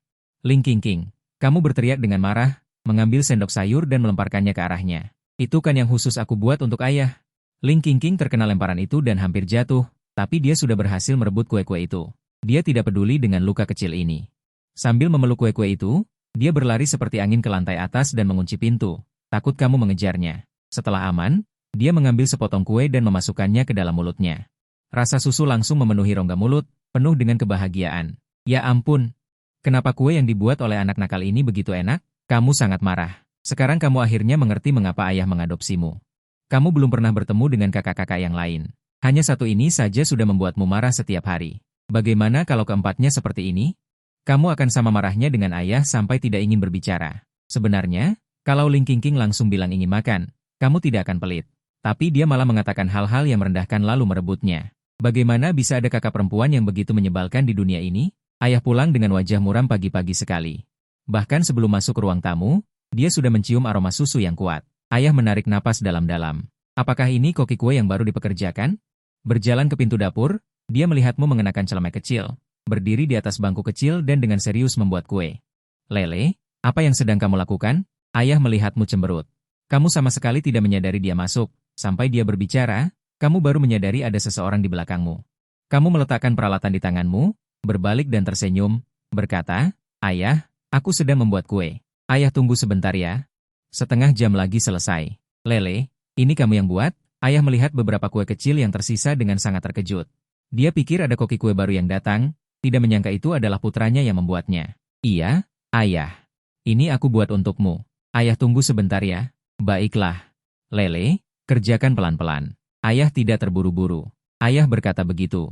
Tapi dia sangat menginginkannya. Sudah diam-diam mengambil beberapa dan berbalik untuk memasukkannya ke dalam mulutnya. Kue itu meleleh di mulut. Aromanya menyebar. Dia sangat senang sekarang. Kamu bisa bermain biola dan membuat kue. Panti asuhan sekarang sangat memperhatikan perkembangan anak-anak. Dia sangat bahagia. Benar saja, anak laki-laki yang terbaik. Ayah sedang menikmati kelezatan makanan ringan, tiba-tiba melihat Ling Qingqing menyelinap-nyelinap. Menjulurkan kepala di tangga lantai 2. Ling Qingqing, apa yang ingin kamu lakukan? Ayah dengan cepat maju dan mengangkatnya. Ling Qingqing sudah memakan semua makanan ringan yang direbutnya, tetapi masih belum puas dan ingin merebut sekotak lagi. Tetapi tertangkap oleh ayah. Mencium aroma makanan ringan di tubuh ayah, dia tidak bisa menahan diri untuk mencuri. Lin Jiangwo menampar wajahnya. Apa yang kamu sentuh? Aku sedang bertanya padamu. Bersembunyi di sini apakah ingin menakut-nakuti adik? Lin Qingqing ditampar, tidak mendapatkan biskuit dan malah dipukul. Dia merasa sangat sedih. Di mana aku menakut-nakutinya? Apakah ini masih rumahku? Apakah aku tidak boleh berdiri di tangga? Apakah kamu sangat membenciku? Dia berteriak dengan marah. Sedang membawa nampan dan bergegas turun. Kamu baru saja memasukkan batch makanan ringan terbaru ke dalam kota ketika melihat sebuah peluru meriam masuk. Tidak hanya masuk, tetapi juga menabrakmu yang sedang berdiri di bangku kecil hingga terjatuh ke tanah. Bangku itu miring. Kamu jatuh ke tanah, kepalamu terbentur lemari dan langsung membengkak besar. Meskipun kamu tidak takut sakit, tetapi kelenjar air mata tubuh kecilmu tidak patuh, air mata jatuh berderai. Lin Qingqing tertegun sejenak. Dia hanya ingin merebut makanan ringan, tidak ingin membuatmu terjatuh. Pertama kali melihatmu menangis dengan begitu tenang, dia langsung berteriak, "Kenapa menangis? Anak kecil paling menyebalkan. Bukankah hanya biskuit? Aku kembalikan padamu."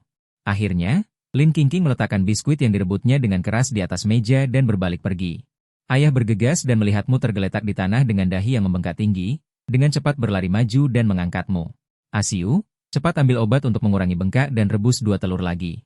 Dia tadi sudah merasa ada yang tidak beres, tidak menyangka gadis nakal ini benar-benar mendorongmu dari bangku kecil.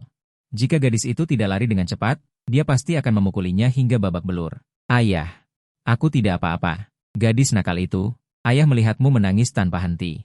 Berbisik bahwa kamu tidak apa-apa membuatnya semakin sakit hati. "Tunggu dia kembali, aku pasti akan memukulinya hingga babak belur untuk membalaskan dendamu." "Ayah, ini urusan antara aku dan kakak.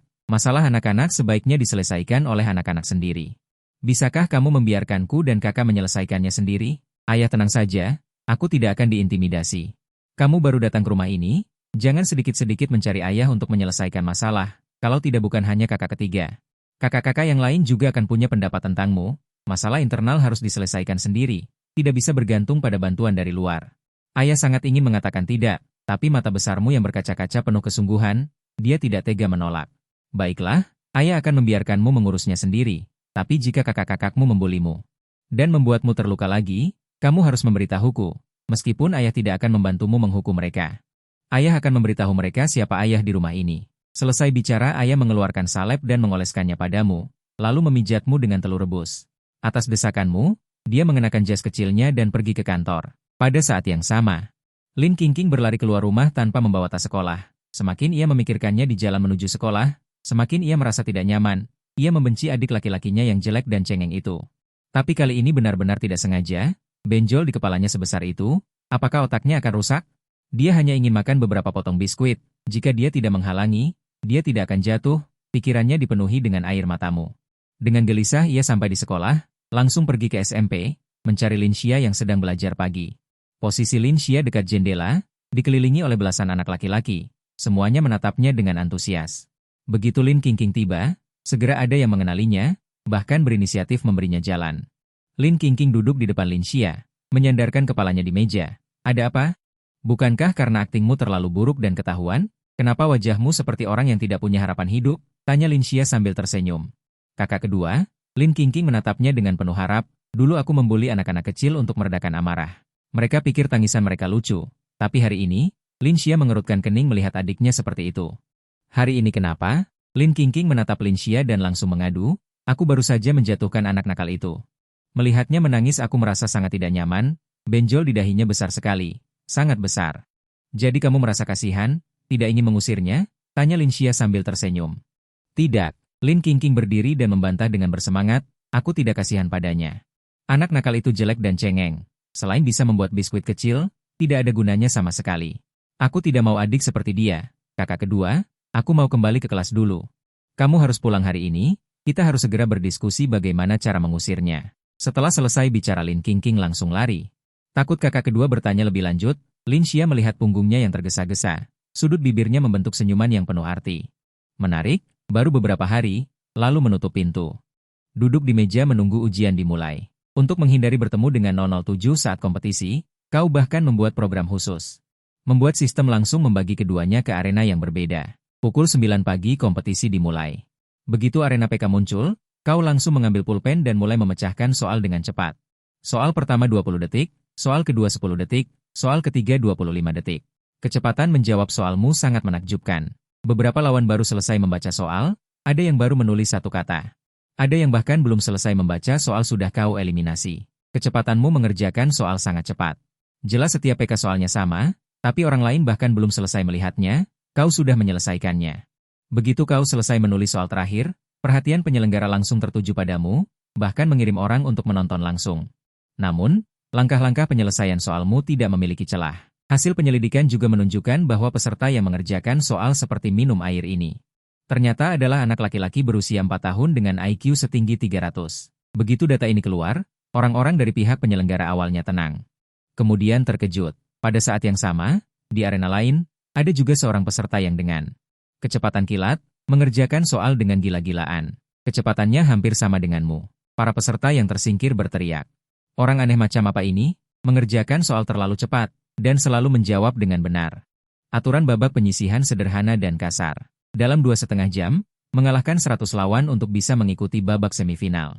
Ini tidak hanya menguji tingkat kesulitan soal, tetapi juga waktu dan jumlah orang untuk menghindari adanya kecurangan.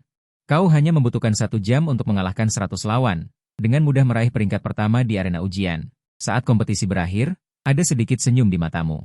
Sudah lama tidak merasa sesenang ini. Namun, tepat saat kau menyerahkan hasil, peringkat pertama dari 3 arena ujian lainnya juga muncul.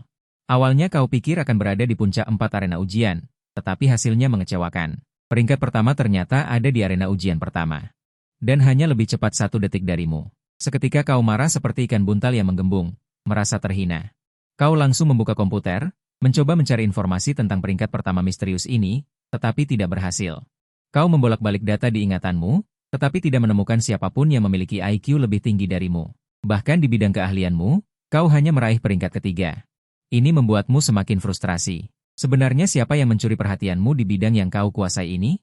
Tidak bisa, di babak final kau harus membalas dendam. Kau mengepalkan tinju, semangatmu langsung berkobar. Namun, setelah dipikir-pikir, di babak semifinal kau tidak boleh meraih peringkat pertama, karena kau masih harus membantu sponsor.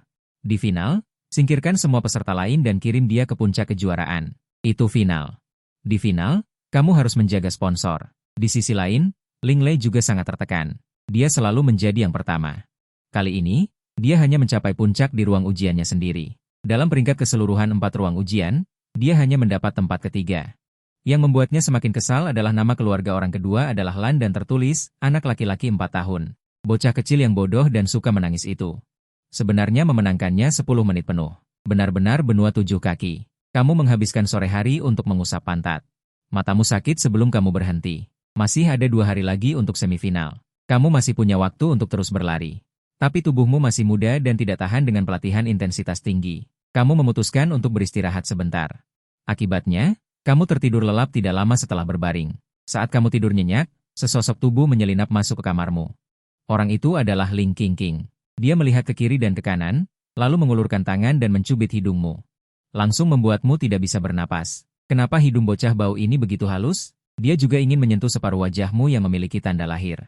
Akibatnya, kamu tiba-tiba membuka mata dengan tatapan dingin yang penuh dengan niat membunuh, benar-benar membuat Ling Qingqing ketakutan. Apa yang kamu lakukan? Kamu bertanya dengan wajah dingin. Jika bukan karena melihat dengan jelas bahwa itu adalah Ling Qingqing. Saat kamu membuka mata tadi, kamu sudah membelah arteri utamanya dan membuatnya langsung kehilangan reaksi.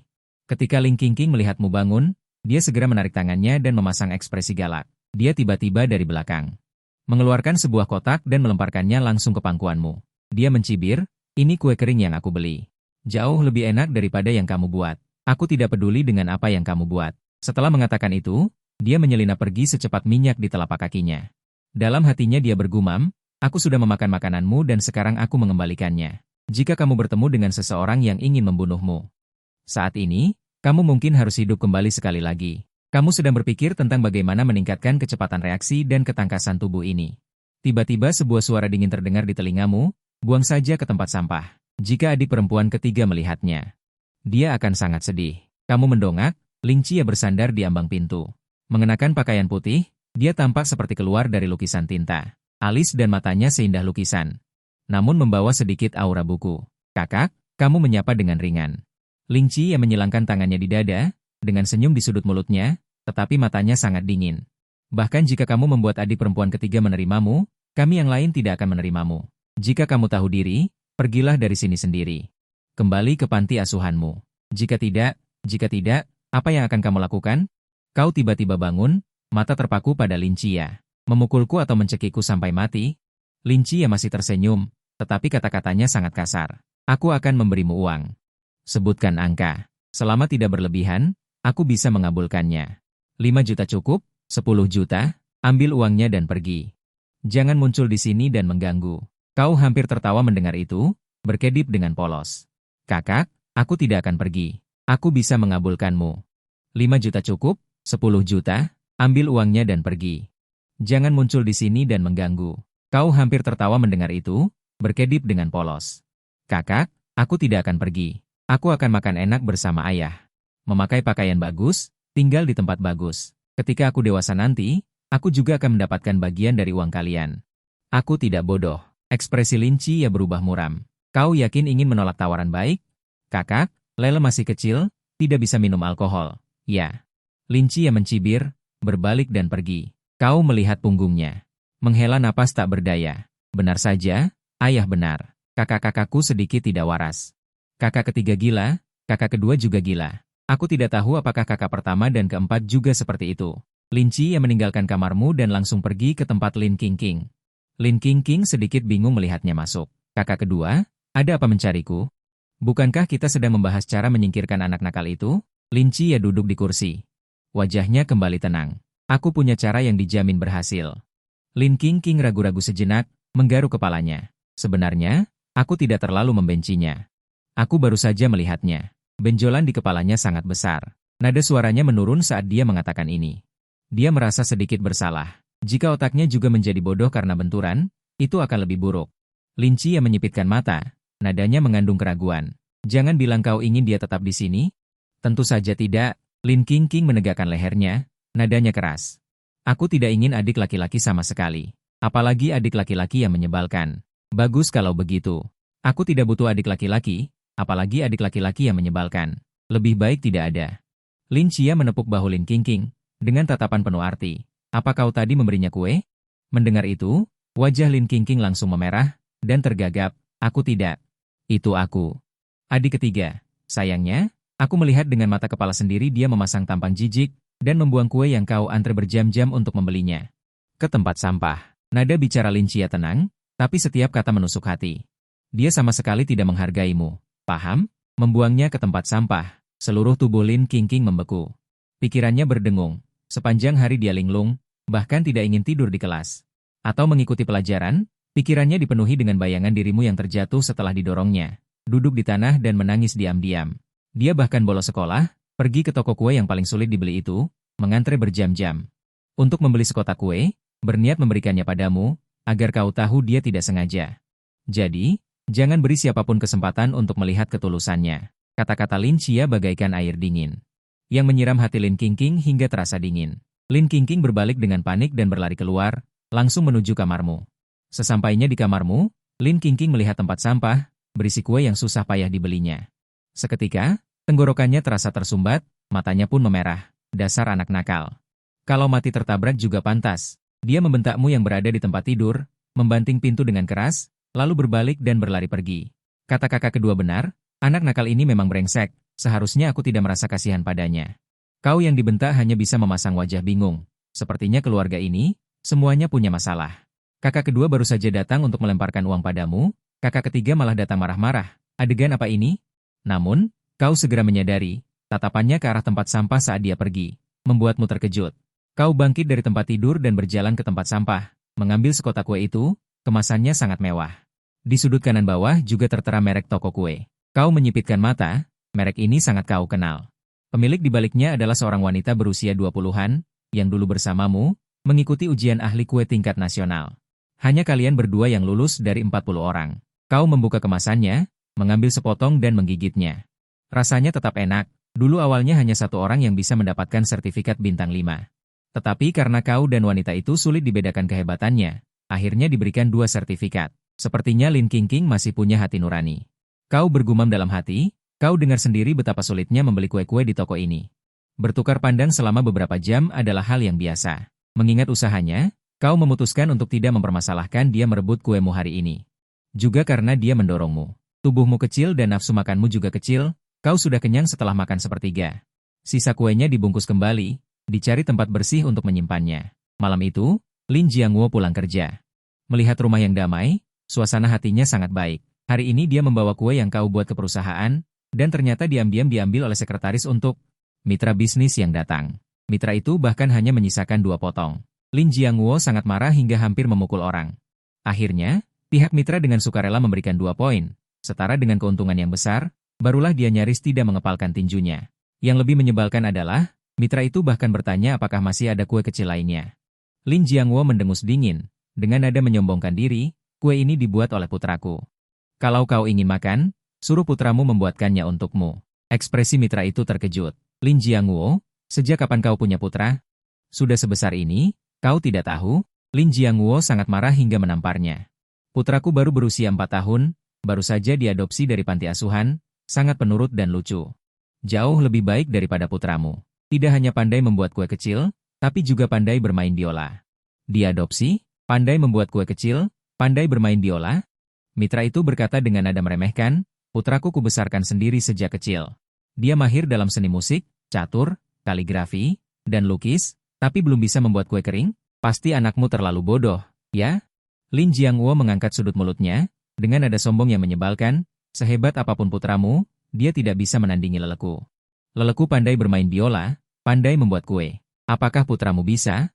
Ini pertama kalinya Lin Jiangwo bisa menyombongkan diri tentang putranya di depan orang lain. Dulu, ketika orang lain menyombongkan diri tentang putra mereka, dia hanya bisa melihat putrinya sendiri dengan mata kosong. Hatinya sangat tertekan. Mitra itu sangat marah hingga melompat-lompat. Berteriak ingin pergi ke rumah Lin untuk melihat dengan mata kepala sendiri apakah kau benar-benar sehebat itu. Tapi Lin Jiangwo tidak menyetujuinya. Lin Jiangwo yang merasa menang. Sepanjang hari suasana hatinya sangat baik. Pulang ke rumah, melihat anak-anak kecil itu. Tidak berkelahi, suasana hatinya semakin baik. Lele, ayah pulang. Lin Jiangwo langsung menuju kamarmu begitu masuk. Kau baru saja selesai membungkus sisa kue. Mendengar suara Lin Jiangwo, kau segera melompat dari bangku dan berlari ke hadapannya sambil tersenyum. Ayah, selamat datang kembali. Kerja seharian pasti lelah. Tidak lelah, tidak lelah. Lin Jiangwo mengangkatmu, mengusap-usap kepala kecilmu sambil tersenyum. Lele melakukan apa saja di rumah hari ini? Apakah ada yang mengganggumu? Lele mengerjakan soal di rumah hari ini, tidak ada yang mengganggu Lele. Kau berkata, sambil menunjuk ke tempat makanan ringan, dan berkata sambil tersenyum, kakak ketiga membelikanku makanan ringan ketika dia kembali hari ini. Kenapa gadis nakal itu begitu baik? Lin Jiangwo mengangkat alis, tidak terlalu terkejut. Katanya, kau terlalu serius. Kakak ketiga memang sedikit kasar bicaranya. Temperamennya sedikit buruk, tetapi dia tidak orang jahat, masih ada harapan. Haha, dasar anak kecil ini. Lin Jiangwo tersenyum sambil mengetuk hidungmu. Mendengar kau berkata begitu, ayah merasa lega. Dia benar-benar takut sekelompok gadis nakal di rumah akan membuat putranya ketakutan dan melarikan diri. Lin Jiangwo merasa senang. Bahkan sikapnya terhadap beberapa putrinya menjadi jauh lebih lembut. Karena kau makan terlalu banyak makanan ringan, perutmu membuncit. Lin Jiangwo tidak memaksamu untuk turun makan, tetapi meminta pelayan untuk memanggil Lin Qingqing dan Lin Xia turun untuk makan. Di meja makan, Lin Qingqing terus menundukkan kepalanya, memegang sumpit dan menusuk nasi di mangkuk dengan ganas, seolah-olah dia bermusuhan dengan nasi. Sama sekali tidak memperhatikan tatapan puas Lin Jiangwo. Lin Jiangwo merasa bahwa gadis nakal ini akhirnya mengerti sedikit, tahu cara membelikanmu makanan ringan. Hatinya sangat gembira, bahkan untuk pertama kalinya tidak mengkritik perilakunya saat makan, dan bahkan berinisiatif menambahkan sayuran untuknya. Makan lebih banyak. Kelembutan yang tiba-tiba ini membuat Lin Qingqing yang berkulit tebal terkejut. Dan tanpa sadar bertanya, ayah, kamu gila? Kenapa bicaranya begitu? Lin Jiangwo memelototinya, hatinya hanya bisa menghela nafas, tidak bisakah barang menjengkelkan ini bersikap lembut padanya? Lin Qingqing tidak berbicara lagi, terus menundukkan kepala dan menusuk nasi, hatinya sangat sedih. Pertama kali berbuat baik kepada orang lain, tetapi niat baiknya dibuang ke tempat sampah, dia bersumpah tidak akan pernah melakukan hal bodoh seperti itu lagi. Lin Xia di samping dengan tajam memperhatikan perubahan sikap ayah terhadap adik perempuan ketiga, hatinya tenggelam. Efek anak kecil ini dalam merebut hati orang terlalu cepat, jika terus seperti ini, dia pasti akan tinggal di rumah ini. Xia, apakah kau sudah bertemu adik hari ini ketika kau kembali? Lin Jiangwo mengalihkan pandangannya ke Lin Xia yang tampak lembut dan anggun dan bertanya. Bagaimana menurutmu tentang adik? Sudah bertemu? Adik sangat baik. Lin Xia menjawab sambil tersenyum. Ayah tenang saja, aku akan menjaganya dengan baik. Lin Xia menyukai adik yang baru masuk rumah ini. Lin Qingqing melirik kakak keduanya. Diam-diam menundukkan kepalanya, bergumam dalam hati. Pura-pura sekali. Baguslah, sebagai seorang kakak, kau harus melindungi adik dengan baik. Lin Jiangwo mengangguk puas dan melanjutkan. Lele, beberapa hari lagi setelah kau menjalani operasi, menghilangkan tanda lahir di wajahmu. Aku akan mengirimmu ke taman kanak-kanak tempat kakak kedua bersekolah. Kalian semua berada di satu area kampus. Taman kanak-kanak dan sekolah dasar serta menengah pertama hanya dipisahkan oleh tembok. Ingatlah untuk menjaga adikmu, jangan biarkan dia diganggu orang. Baik, ayah. Lin Xia menjawab dengan patuh, dengan kelembutan yang tak bisa dicela. Namun Lin Qingqing tidak bersuara. Dalam hatinya, dia memutar bola mata. Melindunginya? Apa dia selemah itu? Lagi pula, dia tidak membutuhkan perlindunganku. Aku tidak akan mencari masalah sendiri. Dia mengepalkan tinju kecilnya dan bersumpah dalam hati. Aku tidak peduli dengan bocah bau ini. Setelah mengawasi kedua putrinya, Lin Jiangwo sangat puas dengan penampilannya hari ini. Setelah makan, dia menyuruh mereka masing-masing kembali ke kamar untuk beristirahat. Dia sendiri dengan riang kembali ke kamar untuk bersiap melakukan video call dengan istri tercinta. Keesokan paginya, kau baru bangun tidur ketika kakak-kakakmu sudah pergi keluar. Justru Nyonya Bai yang datang mencarimu. Nyonya Bai selalu ingin menerimamu sebagai murid, takut bibit unggul yang langka ini akan terbang. Dia sudah menunggu di keluarga Lin sejak pagi. Tuan muda, di bawah ada seorang nyonya tua yang mengatakan bahwa dia adalah gurumu. Dia datang untuk mengajarimu bermain biola. Saya lihat Anda belum bangun, jadi saya memintanya menunggu di bawah. Asiu segera melapor setelah melihatmu bangun. Nyonya tua, guru yang mengajar bermain biola? Begitu mendengar itu, kau segera berganti pakaian, segera menyikat gigi dan mencuci muka, lalu bergegas turun. Selamat pagi, Nenek Bai. Kau menyapanya dengan manis. Panggil apa Nenek Bai? Seharusnya panggil guru. Nyonya Bai langsung cemas begitu mendengar itu. Hatinya sangat senang. Seumur hidup, dia hanya menerima 2 murid langsung. Yang lebih tua sudah tidak ada hal baru lagi. Di depan matanya, kau terlihat patuh dan membuat orang ingin mencubitmu. Selamat pagi, guru. Kau dengan patuh mengubah panggilanmu. Aih, bagus, bagus. Nyonya Bai tertawa hingga matanya menyipit. Tanpa basa-basi, dia mengeluarkan biola kesayangannya dari dalam tasnya. Lele, lihat ini hadiah dari guru untukmu sebagai tanda penerimaan murid. Kau melihat sebuah kotak biola yang indah. Maju selangkah dan kau tidak bisa menahan diri untuk tidak terkejut. Badan biolanya halus dan mulus, senarnya terentang dengan pas. Bahkan busurnya pun memancarkan kemewahan. Sekali lihat, sudah jelas bukan barang biasa. Guru, apakah ini diberikan kepadaku? Apakah biola ini sangat mahal? Kau membelai biola itu dengan sayang. Tidak mahal, tidak mahal. Yang terpenting adalah kau menyukainya. Nyonya Bai menatapmu sambil tersenyum, hatinya sangat lega. Semakin kau menyukainya, semakin besar rasa pencapaiannya. Nama biola ini adalah Jest, coba kau mainkan. Suka atau tidak, angguk saja. Biola liburan.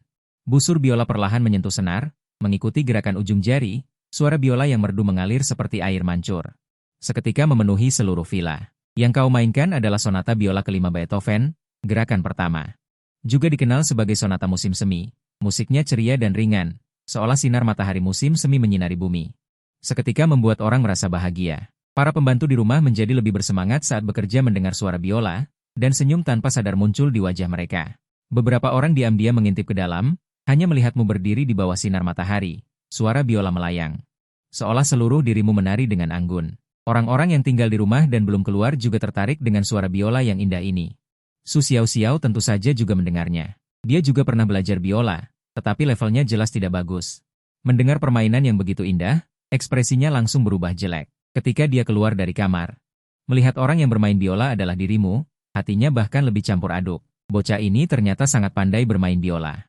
Sebagai lulusan berprestasi, dia selalu bangga dengan pendidikan dan bakatnya. Tetapi sekarang keterampilan biolamu membuatnya merasa malu.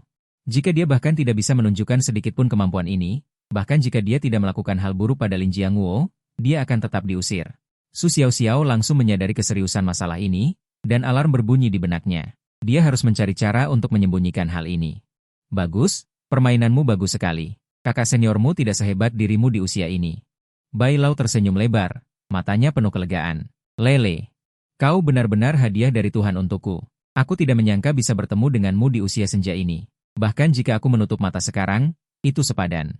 Guru akan berumur panjang dan tidak akan meninggal sekarang, kau cemberut dengan wajah serius. Kau sudah menganggap Bai Lau sebagai gurumu. Meskipun biola itu kau pelajari sambil menyelesaikan tugas sebelumnya. Tetapi kau juga sangat menyukainya. Dulu kau belajar sendiri dengan menonton video dan bermain-main. Sekarang memiliki guru yang begitu baik, kau sangat bahagia. Bagaimana kau bisa rela membiarkan guru pergi? Hahaha, Tidak akan meninggal, tidak akan meninggal. Bai Lau tertawa dan melambaikan tangannya. Tunggu sampai aku mengajarimu menjadi pemain biola kelas dunia. Dan melihatmu naik ke panggung teratas. Benar saja, dia tidak sia-sia. Setelah Bai Lau menekan beberapa kali. Wilayah suaramu telah diperluas. Bahkan lagu-lagu yang pernah kau coba tetapi tidak bisa mainkan dengan baik. Sekarang dapat kau kuasai dengan mudah. Kau berlatih di rumah sepanjang hari. Sampai sore hari Bai Lau berhenti dan bertanya. Lele, sekarang kau sudah lulus level berapa? Apakah sudah level 8? Bagaimana kalau beberapa hari lagi aku mengajakmu ikut ujian tingkat 9? Guru, aku bahkan belum pernah ikut ujian tingkat 1. Kau mengedipkan mata, sedikit malu dan menundukkan kepala. Bahkan belum pernah ikut ujian tingkat 1. Bai Lau tertegun sejenak, tetapi juga teringat akan ayahmu yang kaya baru itu dan langsung mengerti.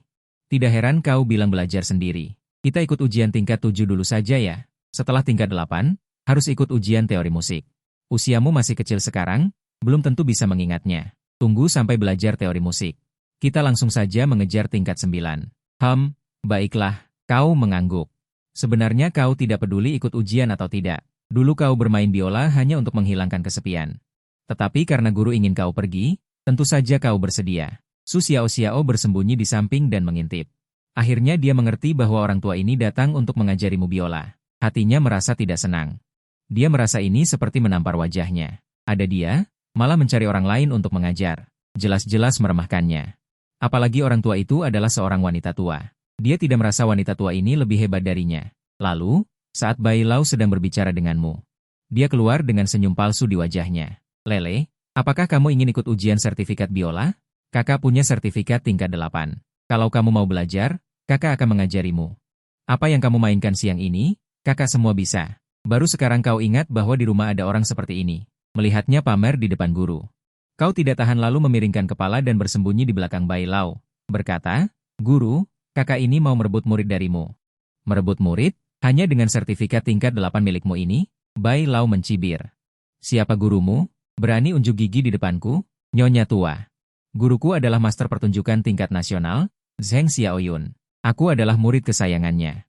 Su Xiao dengan bangga membusungkan dadanya. Setiap kali dia menyebutkan nama gurunya dimanapun, orang lain akan menunjukkan ekspresi iri. Siapa Zheng Xiaoyun? Di dunia biola negara kita, ada orang seperti itu? Bai Lau mengerutkan kening. Dia menelepon murid cucunya yang juga seorang master pertunjukan tingkat nasional. Baru dia tahu bahwa Zheng Xiaoyun adalah murid cucunya.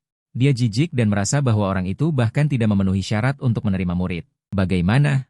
Sudah tahu betapa hebatnya guruku, kan? Wanita tua, beraninya kau bilang aku sampah yang mengotori tempat ini. Wajah Su Xiao memerah karena marah. Nadanya juga meninggi beberapa oktav. Kau tahu bahwa tingkat Su Xiao tidak seberapa. Tetapi dia sangat sombong. Dalam hati kau menghela napas. Sebelumnya kau sudah mengingatkan ayah 2 kali. Dia bilang Su Xiao punya niat buruk, tapi entah kenapa ayah tidak pernah mengusirnya. Sekarang akhirnya ada alasan yang tepat. Kamu merasa lega, berbalik dan bersiap untuk menelepon ayah. Guru, kamu benar, aku akan menelepon ayah. Melihat kamu benar-benar akan menelepon. Su Xiao benar-benar tidak tahan. Senyum palsu di wajahnya langsung pecah, memperlihatkan ekspresi aslinya. Langsung bergegas maju untuk merebut ponselmu, bocah tengik, hentikan. Apakah kamu tahu siapa aku? Apa kamu pikir dengan menelepon Lin Jiangwo, dia akan demi kamu? Mengusirku, si jelek yang dipungut ini? Jangan bermimpi. Meskipun Bai Lau sudah tua. Tetapi dia tidak ingin muridnya diganggu, segera menghalangimu di depan, dan memanggil satpam di luar. Langsung menahan Su Xiao, lepaskan aku. Apa kalian sudah gila? Apakah kalian tahu siapa aku? Perusahaan pembantu rumah tangga terbesar di Jiangcheng adalah milik keluargaku, kami memiliki hubungan bisnis dengan keluarga Lin. Kalian akan menyesal telah membuatku marah. Kamu hampir tidak bisa menahan tawa saat mendengar kata-kata ini, si bodoh Saba bertanya dengan polos. Kakak, ternyata ayahmu punya perusahaan pembantu rumah tangga? Nada bicaramu tadi sangat tinggi. Aku pikir kamu adalah putri wali kota. Berani-beraninya kamu mengejekku, bocah tengik. Su Xiao sangat marah hingga menghentakkan kakinya. Wajahnya sudah merah keunguan, kamu malas untuk memperhatikannya, dan langsung memutar nomor telepon Lin Jiangwo. Ayah, apakah kamu sibuk? Lin Jiangwo sedang rapat di ujung telepon sana. Ada apa? Lele, ayah di sini. Kamu mengerutkan kening. Berkata dengan nada yang masih mengandung sedikit keluhan. Ayah, kamu mengangkat mata dan melihat wajah yang pucat. Sudut mulut Su Xiao sedikit terangkat. Ayah, aku ingin seseorang pergi. Su Xiao awalnya mengira dia lebih penting daripada kamu di keluarga Lin. Tetapi ternyata tidak hanya diusir. Bahkan perusahaan pembantu rumah tangganya juga diakuisisi oleh keluarga Lin dalam waktu seminggu. Sejak saat itu, para pelayan keluarga Lin memahami sebuah kebenaran, jangan membuatmu marah. Malam harinya kedua saudara perempuan keluarga Lin mengetahui kabar Su Xiao diusir. Lin Xia mengerutkan kening, bocah tengil itu baru datang 3 hari sudah mengusir seseorang. Kita tidak bisa membiarkannya tinggal lebih lama lagi. Dia menoleh ke Lin Qingqing, kakak ketiga. Bagaimana menurutmu? Bukan urusanku. Lin Qingqing mendengus dingin. Aku benar-benar tidak tahan melihat wajahnya itu. Dia bahkan malas melakukan lelucon jahat seperti dulu, hanya sekadar benci. Lin Xia mendekat ke Lin Qingqing dan berkata, adik ketiga, apa kamu pernah berpikir, kalau suatu hari dia di depan ayah mengadukanmu, apa yang akan kamu lakukan? Apakah ayah akan mengusirmu saat itu? Lin Qingqing tertegun, mengepalkan tinjunya. Kakak kedua, maksudmu, dia akan merebut rumah kita? Ya, dia sendiri sudah mengakui datang untuk merebut barang-barang kita. Setelah dia mendapatkan pijakan yang kuat, menurutmu dia akan melepaskan kita? Mata Lin Xia tampak dalam. Jadi, kita harus mencari cara untuk mengusirnya. Tapi, kakak kedua, bagaimana caranya? Lin Qingqing agak ragu. Di brankas ayah ada kalung safir. Kalau dia tidak sengaja mencurinya dan merusaknya, menurutmu apa yang akan terjadi? Lin Xia tersenyum sinis. Lin Qingqing langsung melompat. Kakak kedua, tidak mungkin, kan? Aku memang suka berbuat jahil, tapi tidak pernah menjebak orang. Adik ketiga, apa kamu kasihan padanya? Lin Xia menyipitkan mata. Jangan lupa, dia membuang semua hadiah darimu ke tempat sampah, dan dengan lantang mengatakan ingin merebut harta keluarga kita. Bukan begitu, kakak kedua? Lin Qingqing buru-buru membantah, aku hanya merasa ayah dan ibu sangat peduli pada kalung itu. Kalau rusak, mereka pasti akan sangat marah. Bagaimana kalau mereka memukuli anak nakal itu sampai mati? Kita hanya ingin mengusirnya, bukan membunuhnya. Sejak kapan kamu jadi begitu ragu? Lin Xia menepuk bahu Lin Qingqing. Tenang saja. Kalau ayah benar-benar ingin memukulnya, aku akan membantumu memohon. Paling-paling dia akan dikembalikan ke panti asuhan. Lin Qingqing menundukkan kepala, terdiam beberapa saat, lalu mengangkat kepalanya. Baiklah. Aku akan mengambil kalung itu dan mengusirnya. Kata kakak kedua benar. Mengusirnya saja sudah cukup. Lin Qingqing tahu kata sandi brankas, dan juga tahu letak kalung itu. Dia selalu ingat kalung itu, hanya dikeluarkan dan dipakai pada hari ulang tahun pernikahan orang tuanya. Biasanya dikunci di brankas. Kalau kalung ini benar-benar rusak, dia bergumam dalam hati. Jangan bilang anak nakal itu, bahkan putri kandung pun tidak akan bisa lolos begitu saja. Lin Qingqing dengan hati-hati menyelinap ke ruang kerja. Jari-jarinya dengan cepat memasukkan kata sandi pada brankas. Lin Xia mengawasi di luar pintu. Begitu kalung safir ada di tangannya, Lin Qingqing menatapnya dengan kerutan di dahi. Kakak kedua, apakah benar kita akan melakukan ini? Lin Xia meliriknya dingin, heran bagaimana kalung itu bisa sampai rusak. Lalu pancing dia ke ruang kerja, sisanya serahkan padaku. Lin Qingqing menggigit bibirnya. Kakak kedua, kamu yakin dia hanya akan dikembalikan ke panti asuhan? Tidak akan dipukuli? Hanya dikembalikan ke panti asuhan, tidak akan terjadi apa-apa. Lin Qingqing menggenggam kalung itu erat dan kembali ke kamar. Berbaring di tempat tidur, matanya menatap langit-langit, pikirannya kacau balau. Setelah besok, anak nakal yang menyebalkan itu akan diusir. Dia tidak membutuhkan adik laki-laki lagi, terutama yang jelek dan cengeng. Adik laki-laki yang selalu jatuh. Keesokan paginya, Lin Qingqing dengan mata panda. Lin Xia sudah berdiri di depan pintu kamarnya. Kenapa dia belum bertindak? Aku akan segera menyusul. Lin Qingqing menggertakkan gigi, mengambil kalung itu, turun ke bawah dan menemukan sebuah batu, menghantamkan dengan keras ke batu safir itu. Terdengar suara retakan, permata itu retak. Dia diam-diam meletakkan kembali kalung itu di ruang kerja. Selanjutnya, selama kamu terpancing ke sana, rencana akan berhasil. Di sisi lain, kamu bangun pagi-pagi sekali. Kemarin, Su Xiao diusir. Lin Jiangwo bahkan tidak bertanya sepatah kata pun, langsung mengusir orang itu. Kepercayaan ini membuatmu merasa terharu dan bersalah, diam-diam bersumpah untuk membalas budi Lin Jiangwo. Kemarin kamu bangun kesiangan. Kakak dan ayah di rumah sudah keluar, jadi kamu tidak membuat kue kecil. Hari ini masih pagi. Kamu memutuskan untuk membuat 2 kotak, 1 kotak untuk ayah, 1 kotak untuk kakak ketiga. Adapun kakak kedua, yang selalu melemparimu dengan uang, jangan harap bisa makan kue buatanmu. Kamu ini orangnya tidak suka menyimpan dendam. Dendam selalu dibalas saat itu juga, setelah dibalas selesai. Jadi, konflikmu dengan kakak ketiga, setelah dia membelikanmu sekotak kue yang langka itu, kamu sudah memaafkannya. Adapun lelucon cacing tanah, kodok, ulat bulu, kamu tidak dirugikan. Tentu saja tidak akan sekecil itu. Setelah Lin Qingqing meletakkan kalung itu, dia kembali ke kamar dengan gelisah. Saat sedang gelisah, aroma susu dari biskuit kecil tercium dari bawah. Hidungnya sangat sensitif. Lebih sensitif terhadap makanan yang disukai. Setelah mencium aroma itu, dia tidak bisa menahan diri untuk menarik napas dalam-dalam. Tapi dengan cepat teringat bahwa kamu telah membuang biskuitnya. Dengan wajah dingin, dia menampar dirinya sendiri. Anak nakal itu sangat jahat, bagaimana bisa aku masih memikirkan kue kecil buatannya? Kakak kedua benar, anak nakal itu datang untuk merebut rumahnya. Merebut ayah dan ibunya, anak nakal itu harus diusir. Dia marah pada dirinya sendiri, tidak mencium, tidak melihat, bahkan menyumpal hidungnya dengan kertas. Jika tidak bisa menciumnya, dia tidak akan ingin memakannya. Namun aroma kue kering semakin dekat, akhirnya berhenti di depan pintu kamarnya. Kamu mengetuk pintu dengan suara manis. Kakak, apa kamu sudah bangun? Lin Qingqing berpikir dia belum mencarimu, tetapi kamu sudah berinisiatif datang ke depan pintunya. Dia memasang wajah dingin, tidak ingin membuka pintu, tetapi aromanya terlalu menggoda, gumpalan kertas sama sekali tidak bisa menghalanginya. Dia bisa mencium aroma itu setiap kali bernapas, air liurnya hampir menetes. Sialan. Bocah nakal, apa kamu sengaja? Kakak, apa kamu belum bangun? Coba lihat jam berapa sekarang. Sudah jam 5:30, kakak ketiga harus bangun untuk pergi ke sekolah. Berisik sekali. Siapa kakakmu? Apa yang kamu lakukan di sini? Apa kamu tidak tahu aku sangat membencimu? Lin Qingqing tidak tahan lagi. Dengan marah membuka pintu dan berteriak. Kamu sedikit banyak memahami temperamennya. Sejak dia membelikanmu sekotak kue, kamu tidak keberatan dengan temperamen buruknya. Kakak, ini kue kering yang baru saja kubuat. Khusus untukmu. Kamu memperlihatkan lesung pipit manismu dan menyerahkan kotak itu di depannya. Dibuat untukku? Apakah kamu akan sebaik itu? Teringat kejadian kamu membuang kue keringnya ke tempat sampah. Lin Qingqing seperti membalas dendam, dengan kejam membanting semua kue kering di tanganmu ke tanah. Siapa yang sudi dengan kue kering jelekmu? Tanganmu yang kecil sakit karena terbentur, melihat hasil kerja keras selama lebih dari 1 jam jatuh ke tanah, matamu memerah. Aku pikir kamu memberiku kue adalah untuk berbaikan, ternyata kamu masih sama jahatnya. Aku tidak akan pernah membuatkan kue kering untukmu lagi. Lin Qingqing tertegun sejenak, lalu berteriak ke arah punggungmu yang berlari menjauh, tidak buat ya sudah. Siapa yang sudi dengan kue kering jelekmu? Bahkan jika kamu memberikannya padaku, aku tidak akan memakannya. Aku hanya akan membuangnya ke tempat sampah. Kamu mendengar kata-kata ini, berbalik dan melotot marah padanya, kembali ke kamar dan mengeluarkan sisa kue kering, lalu berlari ke depannya. Di depannya, kamu juga membuang kue kering itu ke tanah. Aku juga tidak mau kue kering yang kamu berikan padaku, semuanya ku kembalikan padamu. 2 kotak kue kering bercampur jadi 1 jatuh di tanah. Lin Qingqing melihat kotak dan kue kering di tanah dengan sedikit bingung.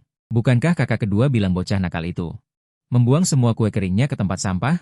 Mengapa bocah nakal itu bisa mengeluarkannya dan mengembalikannya padanya? Suara pertengkaranmu dengan Lin Qingqing sangat keras.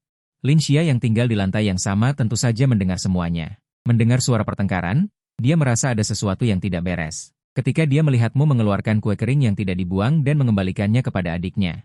Dia menyipitkan matanya. Bocah nakal ini ternyata tidak membuang kue kering itu, tetapi mengambilnya kembali. Dia benar-benar meremehkanmu. Melihat Lin Qingqing menatap kosong ke kue kering kotor di tanah.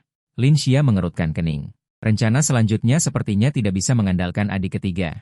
Dia harus bertindak sendiri. Kamu dengan marah berlari kembali ke kamar, teringat bahwa kakak ketiga tidak menghargai niat baikmu, bahkan memukul tanganmu. Dia melemparkan semua biskuit ke lantai, kau meraih beruang coklat kecil dan mengerutkan kening padanya seperti sedang memarahi saudari ketiga. Sial, sial, sial, dia berjuang dengan penuh semangat, suara ketukan terdengar dari pintu. Pintu tidak tertutup, kau mendongak dan melihat Lin Xia sudah di ambang pintu. Anak kecil. Apakah kau sangat ingin kami menerima MU? Kali ini Lin Xia tidak menusuk seperti kemarin, juga tidak memiliki ekspresi setengah tersenyum. Melainkan bertanya dengan mata lembut, ketika Lin Xia tidak menunjukkan niat jahat, kelembutannya identik dengan Lin Jiangwo. Seolah-olah dia selalu berusaha menjadi lembut dan baik hati, kau tidak tahu mengapa dia tiba-tiba berubah, tetapi tetap mengangguk. Lin Xia tersenyum, memikatmu dengan kelembutan dan senyuman seperti putri duyung. Ingin aku menerimamu sangat sederhana. Selama kau membantuku melakukan sesuatu, jika kau melakukannya dengan baik, aku akan mengakui MU sebagai adik laki-lakiku. Benarkah?